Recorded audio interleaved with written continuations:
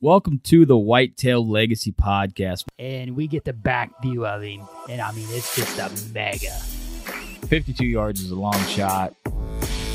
Magnum PI is what we named him. No idea. Just a magnum. Yeah, just a magnum. Come on, Cam, last year we said probably 150, mid 150. Yeah. Same doe from the morning come out with that 9-pointer.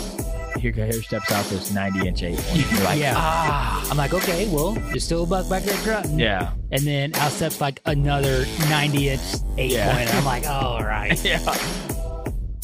Bro. Yeah. Bro. Yeah. You're like, I'm like, deer, right there. Yeah, like and he's 30 already yards. 30 yards. Yeah. He was literally 5 yards from the base of the tree. Could have been, had a buck down at 1:40 in the afternoon, back there deep on public. 3 does come out pretty early. It was like 245, 24-yard shot, sent to combat veteran, and I tell you what, man, dude, it just smoked. We always get so jacked up when the other person kills. It's just almost like we got it done. Yeah. And when you killed that doe, I was like, hell yeah, man. And we come down here to Missouri. I asked Comey one more time, I'm like, is it a good buck? And he goes, yeah, real good, solid buck. I'm like, all right, boom. And the deer just drops. Sure. Super special meat. Whitetail Legacy Podcast, bringing you back to the hunt and leaving a legacy. Baller Rut. Welcome to the Whitetail Legacy Podcast, where we got the AC blasting in the background because it's hot as molasses in July in here. Is molasses hot in July? I don't know. I just made that up off the fly. It sounded good. I wanted to say something not as PG, but I was like, I'm going to rope it back. But anyways, we got Nick Queen on, and we're talking about the mindset switching from private ground to public ground. He hunted private with his dad, had some success, took a break, and then had to come back to hunting and went right to public and really struggled for a while and starting to figure it out. And he's just sharing kind of what he's got going on and how he's making it happen out there. But we're going to get into the people that make this possible. We're going to get in the show. I'm going to start off with Last Breath this week. Guys, the launch party is in like 2 days. You need to get your tickets. No, it's July 23rd, guys. We've had multiple people message us from out of state, and we're sending them tickets, and they're going to come. Do not hesitate. If you guys think you can make it, message us. We will send you tickets. We'll make it happen. Like I said, we got people coming from out of state already, so we already got a couple carpools possibly lined up for you guys. So, or even if they're flying, maybe you got a flying buddy, you can chit chat on the way, Yeah. But we got a few carpools ready for people to hop on, so don't be afraid to message us and see if we can get something lined up for you. But free beer, free gear, free deer show, free films. You get to hang out with us, hang out with Last Breath guys. And just like we talked about on this episode, if you're a guy that creates content or wants to start creating content, wants to start a podcast, wants to start filming, there is an ass load of guys like us at this show that you can bounce ideas with, collab, maybe, help get started. And you get to talk to them right off the rip. Everybody's super nice every year we go there. So if you guys approach us and want to talk about podcasts, want to talk about hunting, want to talk about being a dad, want to talk about bicycling, I don't give a shit. And I'm there for you guys. And just want you guys to enjoy the show. So do you have Exodus this week? Yeah. What I wrote down here is, guys, every week we come on here and we talk about Exodus or a product that they have. And now is the time to, as summer's starting to kick off here, we're getting into what Exodus calls Velvet Fest. And now's the time to maybe even step into a Trek, which is the lowest camera that they have, and see what this company and this brand is all about. And there's virtually almost no risk on your part. All you got to do is buy the camera, because when you buy that camera, you're going to get a 5-year warranty, and it also covers theft and damage. If you are going from private to public like we are in this episode, you're running cams on public and you're a little hesitant to get it out there. They offer a Python cable, a public land lockbox. They got you covered on all aspects of public land trail cameras, and you can check them out at exodusoutdoorgear.com. Little trail cam tip of the week for you. If you have an option on your trail camera, whether it's an Exodus or any other brand, where you can lock the SD card slot, Put a little lock on that box, because we get more SD cards stolen than we do cameras. So it's a little tip for you guys. All right, you got anything else this week? We got Bow Hunting League. Yeah, so I got Next Level this week. Nice. Velvet gains are here, and they truly come from the highest bioavailable ingredients at correct ratios formulated to work in harmony with each other. Next Level is your answer when looking to maximize the genetic potential of your herd, and I like how they put herd. I know we're all about the bucks and, growing giant antlers, and every deer's got bases the size of pop cans right now because it's the middle of June. But really, if you talk to Nate, Scott, or Clint, they're always talking about having healthy does, producing healthy fawns, and giving that potential fawn buck a good head start into this world. So check them out at nextleveldeer.com. And we got the Bow Hunting League, and the signups are open. You can sign up your team at bowhuntingleague.com. 3-man team with your biggest buck from the year each. And you don't have to be in the same state. You can have a buddy in Ohio and you're in Kentucky. So there's 3-man teams. There's also King of the Tines competition. And then there's over 40,000 in prizes now. I think these guys are not going to stop adding in prizes. So also check out their Facebook group. Right now they got the One-Shot Yard League going on. That's currently in progress, and coming up at the end of the summer before season kicks off, we're going to have the One-Shot Madness tournament. That's going to be absolutely epic going on in there. So don't forget to get your team signed up. Check out the Facebook group. And if you are a shop or a sponsor and you want to get involved with the league and get some exposure, they do still have some sponsorship spots still open. So get in contact with them and they can get you set up. All right, guys, let's get into this show. It's a good one. All right, guys, we got Nick Queen on tonight. How you doing, man? I'm doing great, man. Thanks for having me on. Yeah, I appreciate you coming on. I know you've been out driving the big rig and had a quick phone call, get you lined up for tonight. You've been trying to line this out for a while, so glad we finally made it happen. Yeah, I was going to try to come and shed hunt with you guys and just couldn't make it happen between you guys you're a railroader, aren't you? Yeah, both of us are. Yeah, it's impossible. Our schedule is brutal right now. Oh, yeah. Yep. And then I drive in a semi, and that time of year we get pretty busy too, so. Yeah, it's hard to make anything happen. Kids and work and all that shit combined. You just got to, whenever you got 3 minutes, you got to do something hunting related. Yep. Got to get away from it all. I hear that. Yes, I wish we were joking, but that's the truth. No, 100%. Yeah. Oh, yeah. I wish we were joking too, but I got 12 minutes. I could probably get half of this done. Yeah, I could go put a camera up out there 200 yards out. We're good. Yeah, we're good. So we wanted to have you on and talk about your transition from private ground to public and then killing a couple bucks and kind of what you got your game plan going into this year. But before we do that, go ahead and give the listeners and the viewers on YouTube here a little bit about yourself. Okay. My name's Nick Queen. I'm 28 years old.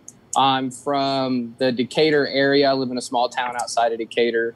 I've pretty much grown up here since I was about 13, 14, which I'll get into kind of when I started hunting with my dad going into probably till I was about 13, 14. And then obviously you get into high school and stuff like that. And I was more worried about girls and all that kind of stuff. And then I jumped back in the woods. I'd have been like 2015. And at that point I had no place to hunt. So I had to go to public. And so growing up hunting private with my dad, and I mean, my dad's not a bad hunter, but not, what I wanted or anything like that, or the goals that I have set.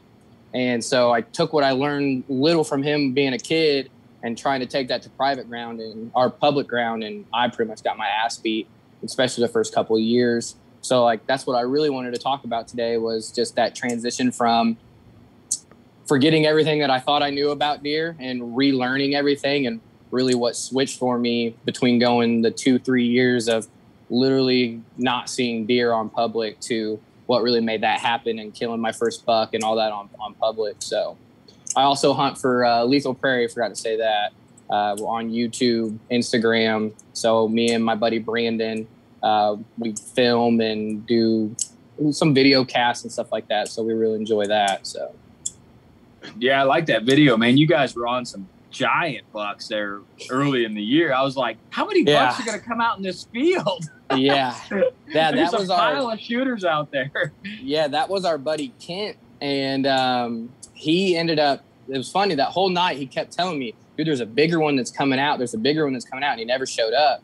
Well, that 150-inch deer that we shot in November, that was the big deer that he was talking about that never showed up. And he ended up killing that buck. So that was an awesome story. We're definitely going to get him on the YouTube channel someday and sit down and like talk us through his whole season, since he didn't film as much as we did. We just kind of got to go and like whenever we could to go film him. So, but that was all. Yeah, that was an amazing hunt. I was shook. I was watching it. I'm like, oh, there's a shooter. There's another shooter. There's another shooter. I was like, holy smokes. They're just coming out. Yeah, there was like 4 deer over 140 inches out there. It was gnarly. It was gnarly. So, but yeah, we kind of did the same thing. Homie never hunted public at all. I hunted public back in like 2007, 2008 quite a bit. Killed a buck, and then went to private ground, lost the lease, and now we went back to public the last 2 years. And we've been getting our butt kicked for sure. It's just different creatures than you hear it on podcasts all the time, and you hear people talk about it. But the deer are just different. They're more on alert. You know, they're a little smarter. Yeah. I don't know if they're smarter. They're just more alert. They're less adamant to do dumb stuff. Even a buck during the rut is less. There's less chance of him just doing something dumb. But when I say smart, I just mean educated. Like I've always thought about is when you go to public ground, you have all walks of life hunting that property. So, I mean, a 1-year-old, a 2-year-old can get shot at very early without any horns at all, really. So those deer, those does grow up even, being very wary and very aware of their surroundings. And they're not going to do the typical, buck or even doe that would do on private ground. They're not going to do that kind of stuff. They still do deer stuff. And obviously they get killed, so they're not the brightest. But they're a lot harder to kill in that aspect because they are hunted for a lot more. It's crazy that probably every buck that you see has been shot at. Oh yeah. Or smelt a human or had an encounter with one that didn't end well.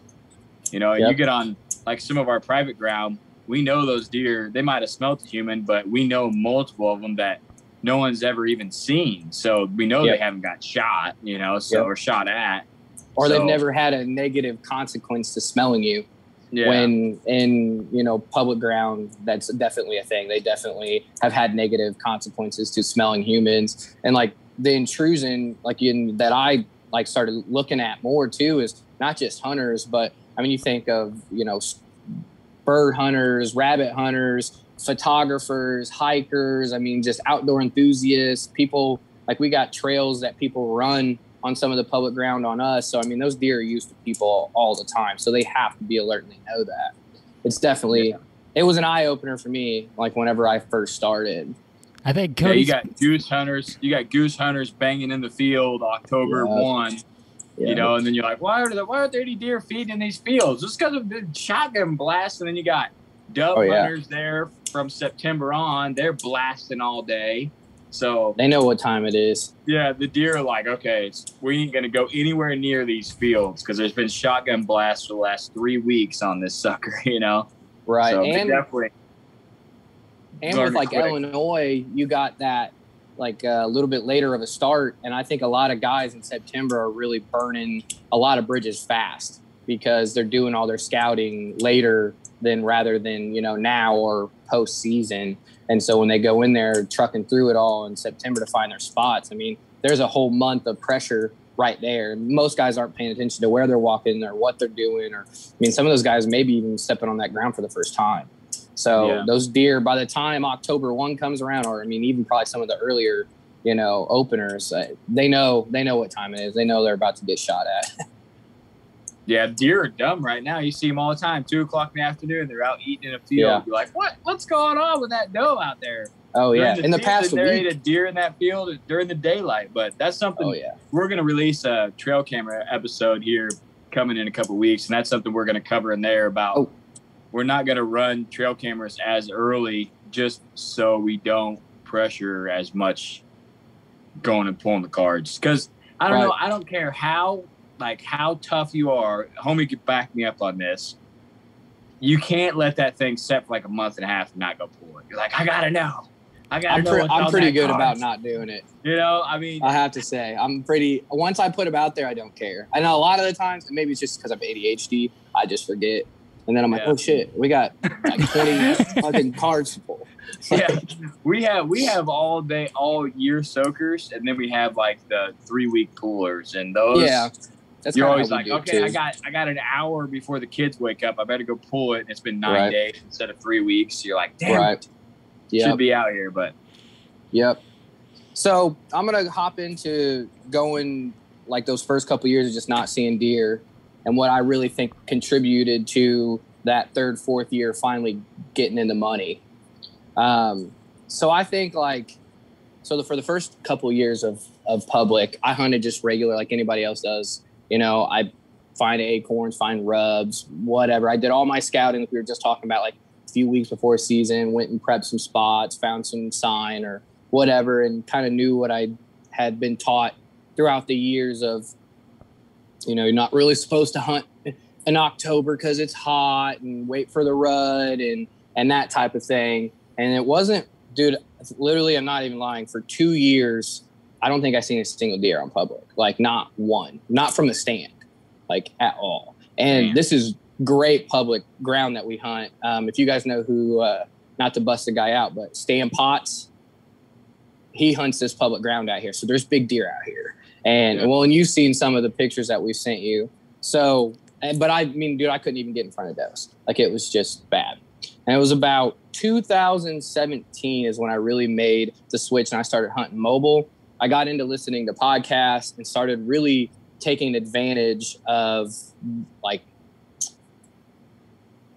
just putting in the work in the off season, I think is what really like made the big switch. And so like when I talk about mindset, I think what switched for me was knowing that I could do it was first and foremost. Like once you hear these guys on podcasts talking about killing, you know, nice bucks, it may not even giants all the time, but good bucks. And you just learn, okay, well, if I put in the time, like I can do that. So I had that, like, you know, year 1 or 2, it was just figuring out the land, I guess is pretty much kind of how it worked. And then I got my first mobile setup, which was garbage. It was just like 60-pound hawk stand with like 60-pound sticks and dragging it around. And I ended up shooting a deer that year whenever I finally switched. But when I talk about work ethic, and I'm super intrigued by like super athletes. So not just the guys that make it to the NBA or, you know, motocross riders. I'm talking about the top guys like the LeBrons and Kobe and stuff like that. And so I heard this story, and this kind of backs up what I mean. So this guy was getting ready to play, I guess the Lakers or whatever. He's going to play Kobe.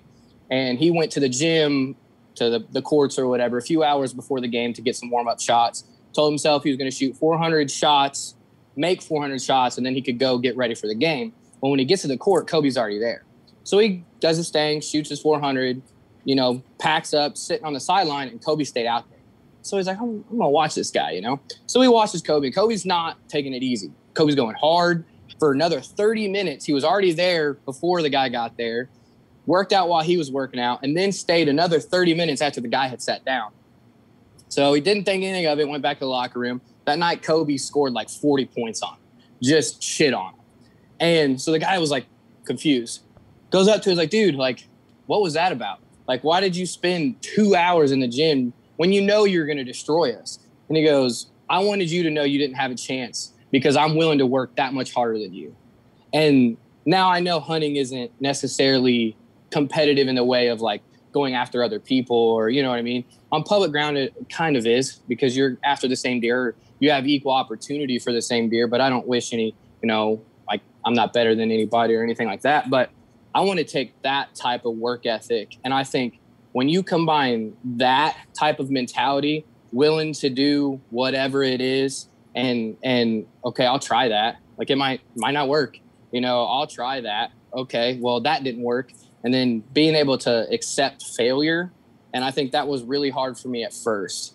Was I put in the work the first 2 years, not so much. But every time I went, I didn't see deer. So there was no motivation for me. I was bored. I was bummed out. Like I was pissed off. Like, why am I failing? I know I'm doing all the right things. I'm sitting on the field edge, the wind's blowing whatever direction and so on and so forth. But I would not go because of how bad it was yesterday. And I'd wake up in the morning and sleep in. And then, I didn't see deer all last weekend. It's been second year, especially. I was super lazy because I had a shit year the year before. I didn't really believe in myself. I had zero confidence. And that was when I was like, well, what breeds that confidence for me? And that confidence come from putting in the work and literally being out. I hate the heat. Like I absolutely hate it. I would live in Alaska if I could. Like I hate the heat, but I put in so much work this time of year because I know October comes around and when I'm sitting in that tree stand, and I'm ADHD as it is, having that confidence of all this work that I put in, like I might fail and I'm okay with that now because every time that I fail, I learn something, especially like last year. I mean, I shot a deer. We never found it. My private property flooded. We had guys stealing trail camera. I mean, and I didn't didn't take home a deer at all. Like it was probably super easy for me to walk away this season and be like, dude, fuck public. Like, I don't ever want to go back. Like, it sucked. But, like, I learned so much just from, like, failing. And so that's why I think that's what separates, I think, private from public a big deal. Not saying that you don't have to have that work ethic on private, because you definitely, I think if you really want to be successful in anything, I think you have to have that. But that work ethic and that setting the fear of failure behind you and getting up every day and making yourself go, even if you had a bad hunt, taking it with stride and be like, okay, well, what did I do wrong? Maybe I didn't do something wrong. Maybe it was this or so many different things. Like, but you're not going to kill them from the couch like everybody says. And I think that work and that grit and being determined is really what changed from me not seeing any deer to finally putting a small buck in front of me, and then to finally shooting my first buck and really getting the ball rolling. And ever since then, I've at least shot a deer. Maybe not recovered it, but I've at least shot a deer on public every year since, and they've all gone up. I went from like 120s to 125 to 130s to 140s. So, yeah, I'm right there with you. That's something I feel like there's a public-private issue, but I feel like a lot of private guys, they just know the land. Like when I had my lease, I just knew what the deer were going to do. Yep. And there wasn't a lot of factors that was going to change that. And I didn't need a backup. I didn't need a backup on my backup. On public, you go in there, you got a foolproof plan. You're like, okay, last year, it's November 2nd, this place was on fire. You go in there, there's 2 guys in there already. What's your backup plan? You don't need a backup plan on private. You go to your dang preset stand and you hunt it. Right. You go out there. Okay, I had a crap hunt. The farmer didn't plant this field this year. It's a completely different scenario on this public land. Okay, they didn't plant a food plot here this year. What am I going to do? You gotta make way more strategic plans throughout the season. Public land, I feel like everything's planned preseason. You got your stands that are consistently good areas. You mean private? Not a lot of private, and not a lot of stuff changes. You don't have a lot of curveballs. Middle November or something comes out of the crazy, but literally every day on public's a curveball. You have no idea. A couple years ago, we had a guy on the ground covered in doe piss with a longbow with a doe decoy on the front of it, walking through everything. Right. You can't plan for that to happen. You just gotta just go in there and be like, okay, what are we gonna do now? Yeah, and that's something that me and homie struggle with a lot. Like, we are very bad about decisively making a plan. We'd only go with like our 9th or 10th plan of the day. Yeah, right. Same. We got a plan on the drive-in. We got a plan when we're getting ready. And then while we're walking in, that plan that we'd had while we're getting ready's changed. Yeah. And we get down there and we're like, maybe we'll go with this one. Yeah. Right. Yep. Yeah, and that's that grit though, and being able to just accept it for what it is and understand. I think like on private, there's so much more you can control, and on public you can't. And you can psych yourself out really fast by not making decisions because there is so much you can't control. And the fear of failure will I mean, it literally puts a damper, like you'll stop in your tracks over, well, if I don't do, or if I do that, or you start second guessing yourself and all that. And I've just gotten to a point now where like, dude, if I go in there and I fuck it up or something fucks up, like we got tomorrow, like, those bucks obviously are used to that, so we just got to keep going. And I definitely agree with the private, you know, the land, the deer are pretty much going to do the same thing year to year, and you can control all that. And on public, man, it's just those deer. I honestly don't think sometimes there's really a rhyme or reason to what they do. I think that's what keeps them alive. I really do. I think they're a lot more, and maybe it's just in their genes that after so many generations of them growing up around humans that they learn they can't be dead set on. Now, I'm sure there's deer that are. Matter of fact, I found deer that live in like a tiny little spot, but it's one of those bulletproof spots that you ain't ever getting to. And like that buck Sasquatch that we were hunting for a few years on public, he's a giant deer, and that deer lives in one little finger of private that goes into a funnel of public. And the moment he hits public, it's such a bowl that he can smell 360 no matter what the wind's doing. And so he lives there, and you can't get close to him without him smelling you. It's damn near impossible. But I think a lot of those deer are pretty nomadic. There's no reason. I mean, they're still going to bed to the wind, obviously, but I don't think there's really a reason that today he was on your trail camera and tomorrow he's over there. And if there is a reason, good luck knowing what that reason was. I mean, it could have been a coon hunter. It could have been a photographer. I mean, we've had, like you said, the same thing, guys coming in, walking around and in a blind, moving the blind around. So that'd be awesome. Just put the blind in the middle of the field. They see the deer. They just pick the blind up, get a little closer. Oh yeah, I'm not lying. I've seen it. That might work on a turkey, but a deer that ain't gonna fly. Turkey, you could probably pull that off. But yeah, I seen some guys set up on a field corner, and they did. I guess they just didn't want to get out. And there's two guys in there, I'm assuming a guy or girl or something, and they just kind of like grabbed their deer, picked up the thing, and just kind of walked to the other side of the field and sat it down. I was like, look better over there. Yeah, I was like, all right, prime spot. While we go ahead. I was gonna say, while we're on this, Cody, let me ask you, why do you think Magnum's going up to that little 2-acre cornfield up there by the road? Do you think he's going up there just to hit that scrape? Or because he's up there multiple times, and he's always on that scrape, but he's up there, but that's where the camera's at. So I think he feeds in that field every night. Yeah, because okay, yeah, we were looking at the map there, and that is the closest. That is the closest really. Unless he hits the food plot that on the private, but more than likely, I bet you he doesn't even get close to that thing. Is this a buck you guys have consistently? Yeah, he consistently makes like a 2.5-3 mile loop every day. And it's never like the same trail, like you were saying. It's more like he'll take this one sometimes, and then he'll be at this pinch, and then he'll be at the hot corner, and then he'll come back at 2 a.m. one day and at 5:30 one day, and we've caught him in the daylight and almost shot him twice. Just one of those absolute random, but he's like 180 inches random. He's an absolute giant, but he just does whatever, kind of like you were saying. There's no pattern. There's no rhyme. We're running 30 cameras out there, and he's only on a couple random as hell, so the Magnum zone. I feel like every buck has a kill zone, and it's that's our Magnum zone. Yeah. And we just got to get in the zone on that deer, and you got a chance to kill him. Like that's how that buck is. You get in Seems the zone. Like a homebody though. Like I feel like he is. He's there late October, November. That's where he ruts every year. But yeah, he's in there. And like I said, we just another chance to kill him next year. The season kind of moved for us, so we got a chance. But that's why I think he goes up there. Just he probably eats in that ag, and then he hits that that scrape. You know, that scrape's been there consistently. We've seen multiple big deer on it, you know, so I guarantee this is a public land deer? Yeah. Public land deer. We almost killed him 2 years ago.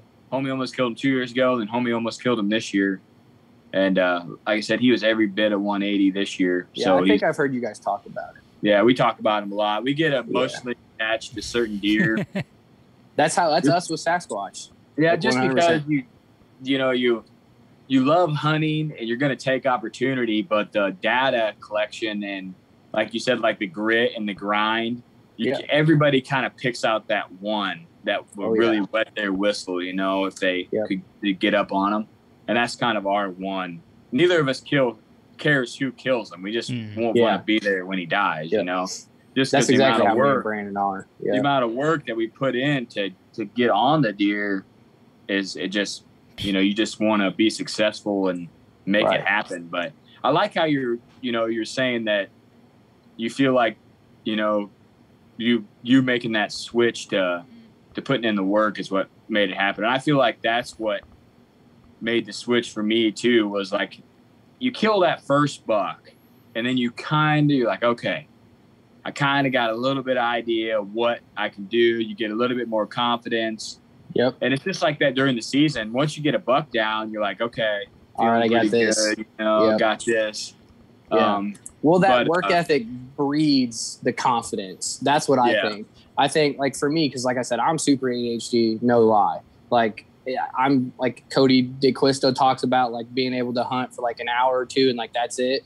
Like, it's like peeling my nails just to get me to sit past like 3-4 hours. Brandon will time me and I'll be like, I'm going to stay till 10. And he's like, all right, I'll see you at 8:30. Like, he knows. But I've noticed now that I put in so much time and effort and thought process into why I'm hunting this area, that confidence makes me sit. Then I'm like, all right, like I know what's all around me. I know where the sign's at. I know where the bedding areas are at or where I think he's moving or the bucks are in this area. And it's not a guessing game. I'm not going and hoping for the best or, you know, we put a lot of time into the trail cameras and figuring out where the deer are, like where our best chance at, you know, whatever size class or like you said, maybe even specific buck is in this area. And then that going on with the boots on the ground and putting in that extra work. Then when I sit in that tree stand, like every time I sit in that tree stand, I feel like I have a chance to kill him. And like going back to this past year where it was like everything was going wrong, cameras breaking, trail cameras getting stolen, guys coming in on our property. I'm sure COVID had a lot to do with that too. But deer just disappearing and stuff like that. I think I know for a fact walking away from the end of the season that it was just how it played out. And I put everything into every sit. I never once can look back at my 2020 season like, well, I would have done this different or I really would have done that different. I honestly feel like there's some changes that I need to make going like forward that I've learned, but I wouldn't take those mistakes back because that work put me in front of some deer that just didn't happen. And then, you know, a combination of other things, but that confidence, like you said, when you feel confident in where you're sitting, you're set, and then you're okay. If it doesn't work out, you're like, okay, well, maybe I was missing this piece, and then you can just keep, you know, stacking pieces until it's just like a pipe. You throw in as much water into it and have it capped on one end. Eventually, it's going to burst. It has to, and that's kind of how I feel about it. If you put in the work. If you work harder than everybody else around you, why can't it happen to you? And there's going to be, hunting's hunting. There's never guaranteed. So it's already hard as is. But yeah, what we like to say on here all the time is, you know, put the hours in, because you could be the most skilled hunter that has ever existed and not hunt. It's just like rolling dice. If you keep rolling the dice, you're going to hit eventually. You know, if you keep rolling, you're going to hit. So the more time you can put in, the better. But I like you said, you know, you went 2 years without really getting on any deer. And even people that listen to this podcast and listen to us talk, a lot of people don't talk about like they're struggling or like the time that they spent out there that they weren't in the spot. They always talk about the glory moments where, this was the spot, this was a tree, this is how I set up. But the amount of times that you're wrong, everybody's wrong, is 100 times the amount of times that you're right. You know, you get that one set where you're like, all right, finally, I'm in the right spot. And it just didn't, they didn't come close enough or something. So I feel like even people that have been hunting and killed, bucks every year, you're still out there. You're just trying to do the best you can, and you're still having crappy hunts. I don't know how many. Homie went I went 13 hunts without seeing a deer late season. I went. Same. So I think I went 12.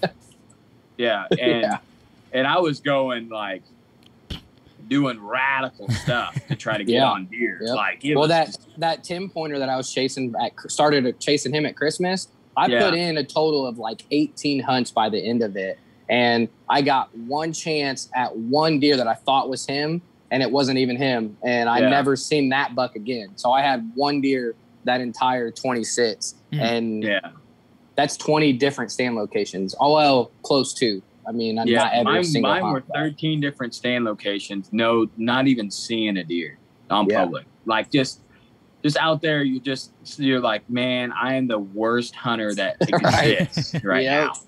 But people don't say, oh man, they don't get on social media and like, I just went 15th hunt, not seeing a deer. I'm out here crushing it. They're talking about the 180 they killed a couple years ago. But even the most seasoned guy that kills every year hits a dry spell where they just get their ass whooped. Oh yeah, and I think it's definitely part of the process. Like it was last year was just a full blown ass whooping. That's what we took. We just took an absolute ass beating. 100%. So I was out there fighting Floyd Mayweather, just getting my ass creamed. Hugging it out. Didn't have a chance. Yeah, didn't have a chance, but it was just tough, man. And you got all the excuses, We put in more work than we ever had before season. We had more shooter bucks than we ever had on cam. Shit was lining out. Early October, we got bucks flirting with danger. We're like, oh, dude, this is it. You gonna die, son. I bought 2 bow tags right off the rip. I was like, I'm not messing around. I'm just getting both bow tags because, you never know. So, right. But it was just an ass whooping. So, it happens to everybody. So, just like you had a rough year last year, we did too, man. And, and you feel like, okay, the year before you killed, year before that you killed, you're getting shit figured out, stuff's clicking, and then you just hit that. Yeah. Where you can't control Mother Nature, you can't control the weather, you can't control if the deer are moving, you can just be out there. And that's the only reason we killed last year. We just out there, Yep. So. Yeah, I mean, I made a bad shot. Otherwise, I would have at least killed. And then on my private piece, I had a 150 come up on me, and I was dicking with the camera my buddy gave me a lens hood, and it was screwed too tight, so I couldn't get the zoom on or the focus on correctly. So I was freaking out in the tree stand trying to get it on. And it's funny that you say that because that leads me to like the Lethal Prairie thing. And like our big thing with Lethal Prairie is like I want to show people that side of it. Because I know for me, especially those first 2 years I talked about on public, like I was so down on myself. Like my expectations were the Drury brothers. Like that's what I knew is successful deer hunting. And I didn't know guys like Dan Infault and like Eberhard and all these guys that are really getting it done on these pressured deer. And I mean, they might not even be shooting 160-inch deer every year, but I mean, they're shooting 140s, but they're shooting the big ones in that area. And if you look at it now, kids, they're not like growing up like how we grew up where, parents would just kick you out and go run in the woods and be back by dark or you're getting an ass whooping. Like a lot of these kids are, growing up watching YouTube and like that's where they get their influences from is, whoever's playing the coolest video games or whatever. And like the whole point of like filming for me is I want people to see that because I think it's so much more relatable to see a guy go out on public land that anybody can have. We're all regular dudes. We have jobs. We're both working. Oh no, I lost light. Well, all right. We're both working, 40 to 60 hours a week. And then, finding the time and making the time to go out and do the scouting and do the boots on the ground and figuring out these properties. Anybody can do that. Like, I mean, I know there's some guys that have, way more on their plate than I do. And I think if you don't have as much time, I just think, maybe your expectation maybe just needs to come down a little bit or, whatever the case is. But I really do believe that like filming those moments of just, I mean, I got 2 deer on camera, one that I shot in the neck and one that I backstrapped that we never found. Like that's on, you can go see that on our YouTube page. And I just think there's lessons to be learned in those things. And I think if I can learn something and some guy come on and watch me totally fuck it up, like hopefully he doesn't do that. You know what I mean? Go check your broadheads because I just screwed up and shot a 140-inch deer in the neck because I didn't tune my broadheads correctly. That's on me. So yeah, that's you why got to learn it the hard way. But like you said, showing that stuff, what we're figuring out is you impact way more people than you think you do. No matter how big your page is, no matter how small your page is. We had a message here this week. You guys completely changed the way I hunt. I'm like, dude, don't listen to what we got going on 100% because we ain't got it figured out. And I don't know where you're hunting. It could be completely different. And that's why we always try to say, this is what we would do, or this is what we would do. You know, it's might not be, but you might want to try this. But you impact people more than you think. And showing the failures has been important to us. And we had a whole episode where we talked about how we messed up things, you know, just because there's too many social media people that are like, maybe they're killing at outfitters and people are seeing them be successful and they just don't understand it. They're just starting. Just like you see the jury guys, you're thinking, hell, I'm just going to do what they do. I'll go out there and I'll have big deer on me, but it's not like that. And people are, every year you hear people complain about public getting busy. Dude, it's only going to get busier because ground's getting harder to find. So if you don't click a switch and figure out what you need to figure out now, it's only going to get worse. Because you talk to you talk to some guy that hunted public like 20 years ago, 10 years ago, they're talking about all the deer they seen, all the big bucks that were out there. You know, the ones south of here, they were killing like 90 does a year. Jesus. You know, and now slaying them. Now you don't see hardly any deer out there. You know, so it's just the deer went from private to public. The deer got smarter and they stopped getting killed as much. They got to learn. You know, but well, and it's happening at our local public too. I mean, I used to see shooters on the field edges, and now I don't because it's just more people in there. So you gotta change what you got going on. Right. Well, like a couple of things like I wanted to point out that you said, you're talking about like not wanting to give misinformation or it could be completely different. And like my take on that, and I learned that this year, is everything that, I mean, I would listen to like Dan Infalt's one that I really feel like he's got a lot of shit figured out. Right. And they're always talking about that virgin sit. And I believe wholeheartedly, I shot that buck right here on a virgin sit. And I believe in that wholeheartedly. But one thing that I learned this year is that's not law. That is not exactly how it's going to play out every single time. And we'd find these spots that we have all this hot sign. I'd sit on it maybe an evening in a morning hunt, and then I'd be gone. I'd be on the next property over or maybe the other bedding area when if I would have stayed there 2, 3, 4 days, those deer might have come back. And so like I say that to say I don't think that there's really any bad information. I don't think guys are really out there. I mean, if they're throwing any kind of education, a lot of that is backed on what they've seen. And I think deer can kind of do that everywhere, but I don't think it's always law. I think you need to take what you hear from other people and take it like with a grain of salt, but be willing to try it because you never know that one weird piece of like what I heard you guys say you use a kayak. And well, I can't kayak, but I got to thinking I can afford waders. And so I got some waders and I went across it and you just sparked an idea for somebody to do something different. And I think that's what really kills a lot of deer on public is just, you know, taking that information and like, well, I can't do it that way. Or the deer don't necessarily do this where I'm at, but I can kind of twist it in my own way, make it my own style, and it works for me. And I think that's a big thing. Like, take everything that you hear from, especially like, you know, guys that are putting out podcasts like you guys, like all this type of stuff. Like, talking to all these people, you're going to gain good information. But does it work for you? Not 100% at the time. And, but be willing to try it, Yeah, I agree with you there. There's a lot of stuff we've heard, and we'd be sitting in the same room together recording. I look at homie like, why have we not thought of that? Or why have we not done that? And it's like a light switch goes on. And remember that one episode, homie? The guy was like, where you're getting trail cam pictures. You know where the deer is. You just got to go there. Like, you just got to go right there. And I was like, that is the dumbest thing ever. But we don't do that. We're always like, he's going to be right here. But we know he was right there. But we're playing off, okay, the picture's there. We're going to go over here. He's coming from this direction. This pinch. Yeah. He's like, just go there. I'm like, haven't tried that. Probably need to try that. Probably need to go right where we think he's at. Like, we're always like, he's probably back in there. But we're never back in there. Right. We're always like, he's probably got to come up here. And like you said, like it's crazy because you get that from talking like to guys on podcasts and stuff like that. And like you're saying the deer aren't even what they were 5-6 years ago.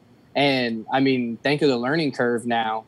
I mean, back in the day, guys like, Andre and Dan, they had to put in 25 years to get this information where I can sit, especially me, I sit in a semi all day. Like I could sit and get all kinds of information all day and then, be able to go out and try it on your own. But I don't think there's any substitute for that either though. I think if you take that information, you need to go see if it works. You need to go like for me personally, I got fucked it up. Like I'll never get it right until I mess it up. I know the first giant Boone and Crockett deer that I have at 20 yards, I almost bet you I don't make it. Like, it won't happen. And but the next one, gone after that. Because I know that one time that I messed up is going to piss me off enough to do it right the next time and stuff like that. So I think like the learning curve even is so drastically changed where like you can get, 20 years worth of information from these guys that have that information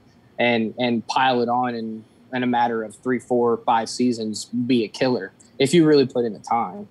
Yeah, I agree with you that people just give out content nonstop. We have people out here all the time telling stories they've never told or talking about tactics that, they don't really use. And then we get to like the good stuff after we stop recording. They're like, I can't say this, but you guys need to try this. So we're like, oh, okay, that might work for us. But we talk to guys from all over. So sometimes it seems like it's really good. And then some guys, it's some Arkansas swamp bottom guy. And we're like, I got no idea what you got going on, man. Right.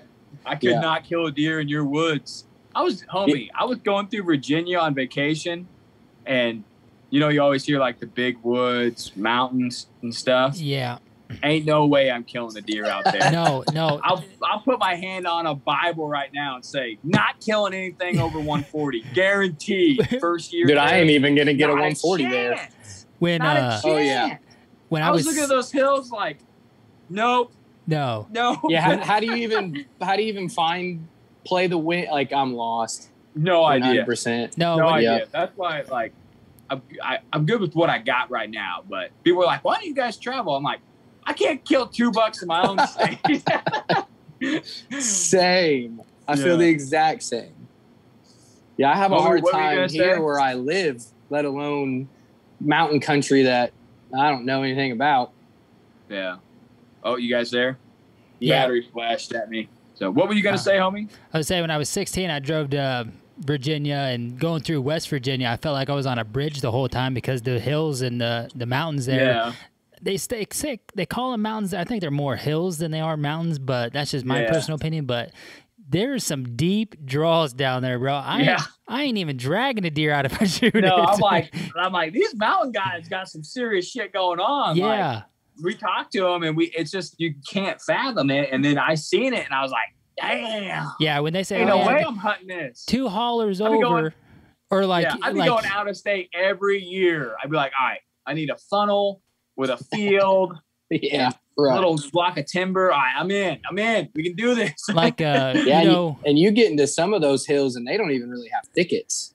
It's a wide open hardwoods for miles. Like there's no thicket in that. And I'm like, because I'm an edge guy. I got to find the thickets. I'm usually right on the edge of the thickest, gnarliest shit I can find. Like the pit stuff no one wants to walk through, walk to, none of that. Some of those places like Virginia and stuff, like you can't even find that. Like it's just wide open oaks. Where do you start? Yeah, no idea. Homie, what were you going to say? I would say, like, Mark, he would always get in on a good story from when he would kill and stuff, and he'd be like, man, I'm way up here on this peak. And that's what I think of is like when I was driving through there, I'm like, holy shit, like that guy is out there. I got this rock cliff that's pinching the deer in. Yeah. I'm like, what?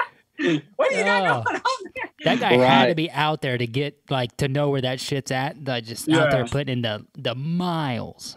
He's like, hella bears out here. Yeah. I'm like, I'm sleeping in the woods. Yeah, I'm sleeping at night. Yeah. But think of how addicted we are here and we go home. I think how addicting that would be to grow up like that, though. Yeah. Like, you would never see me again, ever. I would hunt. You couldn't find me, so I'd hunt whenever I wanted. Good luck. Yeah, I'm off grid in West Virginia. Yeah. So, homie, we'll wrap it up here. What is one thing that you could tell someone that has to go public or wants to go public this year that would help them out? Just like Nick was saying. Start now. Oh, my bad. I was going to say, be open-minded, just like Nick was saying. Take little tidbits from people that you're following or that you look up to and just try to apply it. If it doesn't work out, then and if it does work for you, then maybe try to find a way to implement it more into your hunting strategy and just keep moving forward and keep grinding. What would you do, Nick? I say start now and don't be scared to fail. Like there's no time like the present. Find a few hours a week that you can get out there and just go look at the properties, get used to what it looks like, listen to as many podcasts as you can, get as much tactics as you can. And I think the biggest one is really just don't be scared to fail, because you're more than likely not more than likely, you are going to fail way more times than you will succeed in deer hunting. I don't care if you hunt private or public. That's just fact. And public, it's just harder because there's a lot less to control. So be okay with failing. Go out there and build the confidence by putting in the time, because there's nothing that substitutes that during season, before season, after season. I mean, my hunting season, the next hunting season starts today. Last season's finished, and I'm starting new projects immediately. So that's my take. I think if you start now and you're not scared to fail and you're willing to work hard, you could be a killer in a matter of years, especially with the amount of information that's out there now. Yep. Those are both solid. One thing I'll add is if you're going out there, you're scouting, you're walking, mark everything on a phone or on a map. Oh, yeah. That's something that I do. And I do it all the time. I pull that map out and I'm looking at it from the big picture and shit clicks for me. I mark other people's stands, other people's trail cams. Homie can back me up on this. There is multiple times that we've got a picture of a deer sent to us and I know exactly where that trail cam is. Yeah. I'm like, that's a Spartan. That tree's crooked with the moss on it. Yep. Know where that deer was. Like, boom. I'm like, okay, that was there. Like, I got I'm like, okay, wild game cam facing north. That's in my notes. Yeah, I just mark everything down like that. Other people's stand where people might be potential hunting. Scrapes. Even if there's 10 ground scrapes, mark them. Okay, Access. This is what I think the bedding is. How are they using it to get you the food, where they're hitting these scrapes? When you can look at that big picture after you go out there and scout, because if you're like us and you're on 2 or 3 different giant pieces, that shit gets mumbled up hard for me. I'm like, it's hard enough to let them know where our cameras are all at. Like that's tough enough. We got to number them 1, 2, 3, 4 and have everything marked. And then we always forget one. And every time we forget one, it gets stolen. Or you walk out there and you're like, did I forget one? No, it's just not here. Yeah, it's just not here. Yeah. Or we'll do a little shift because the camera hasn't had any activity or anything, and we'll shift it and we'll forget to update it on the map, and then we're like, you go and looking for it. Yeah, that cam's back over here now. 2 months goes by and I'm like, oh shit, I still got a cam in there. Yeah. I'm looking at my rack where they're like, man, that thing, I'm missing 13. Where's 13 at? But But yeah, just that's like I said, absorb content as much as you can, put the work in, try to make that content work for you in any way that you can, and mark everything down. Yeah. And ask questions too. I think that was one thing that, like, dude, guys are a lot nicer than you think on social media. So, I mean, you see a guy out there, and it might not even be some famous dude, just someone that maybe you know or whatever, that are knocking down deer. Dude, holler at him. Hit him up on a DM, be like, hey, man, like, I've been struggling. That's how me and Brandon met, is he lost private ground and went to public, had a really bad year, kind of like I did. That was right when I started figuring it out. I knocked 2 bucks down. So he was like, hey, man, like, let's go scouting. Like, I'm trying to figure out. And you'd be surprised. And that's how I ended up with a hunting partner, you know, was just him. We knew each other from the area. But, I mean, I think asking some of those guys, even the big guys, they'll talk to you if they have time. A lot of times they'll, you know, help you out. I think the hunting industry is a lot more nice than you think. Yeah, we get a question or two a week, every week, about something. Trail cams mostly, it seems like. I think it's just because we talk about them so much. We're always getting some kind of trail cam. No one's ever like, hey, man, how do I kill this deer? Because they know not to ask that. If they said, hey, man, how do I get close to this deer? Like, hell, I don't know. Yeah. I can get you close. We'll get you within 100 yards, guaranteed. I'm your man. Yeah. We can get you within 100. You got to fine tune it from there. Well, perfect. In about 2 months, I'm about to ask that question then. I'm going to send you a picture and be like, send me the intel, and I'll be like, all right, try this spot. You'll be within 100 yards. More than likely. Hey, if I do that and I kill it, if I do that and I kill it, we're going on podcast right afterwards, and we're going to talk about it. Hell yeah. So, all right, man. Well, let the people know where they can find your content. All right. So on Instagram, it's at lethal_Nick. And then there's a link to pretty much everything that I do there. Lethal Prairie on YouTube, Lethal Prairie on Instagram page. And then I want to shout out Lethal Prairie Brandon as well. You can follow him. That's my hunting partner. We do the Lethal Prairie thing together. So that's pretty much it. Right on, man. Well, we appreciate you coming on. Of course, man. Thanks. I've had a good time. All right. Well, I hope you enjoyed that episode. Switching from private to public is a challenge for everybody, no matter who it is. You're going to run into struggles like we covered in this episode. Main takeaways: don't give up. Don't be afraid to try new things.